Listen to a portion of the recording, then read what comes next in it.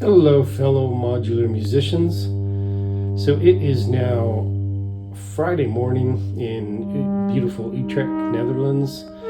I'm still a little bit on Canada time, now on day 2 of resetting up my polyphonic Koralberg techno patch for tomorrow's Dutch Modular Fest. So in my last little episode, I was talking about what I pack in the case. A few more things in there that I can show you. So one is cables. So when I set up a patch and I create a patch manual like the one that I showed you, what I do is I pull the patch apart and then I put the cables into little baggies, kind of in sections, and I'll bag up the cables such so that when I get there, I have exactly the cables that I need. Now I do travel with extra cables and extra mults, but I keep those separate. That way I can put the patch together with the exact same number of cables and mults. And you can see that in this case, I've actually color-coded. I've got blue and green there.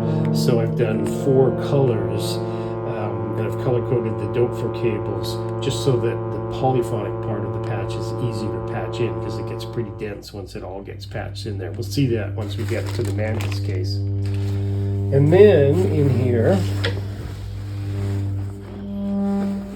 I've got some of the power stuff that we need. So of course, as I travel around the world, there are different power requirements. The Mantis case, like a lot of the new power cases, comes with a power supply that will run on different power grids in different nations. And that's a really important consideration. So what I do is I always look for pieces of gear that have a power supply that's flexible. I know that this is true for the IntelliGel cases, and I'm sure it's true for a lot of the modern cases. So what's good about that is that I don't need to worry about a transformer. This takes care of all that. All I need to do is change what the actual plug looks like when I plug it into the wall in the next country. I've used the tip-top one in several instances all over the place, and it always works well. And this time around, I will be recording and mixing using 1010 Music's amazing Blue Box, and more about that in future episodes.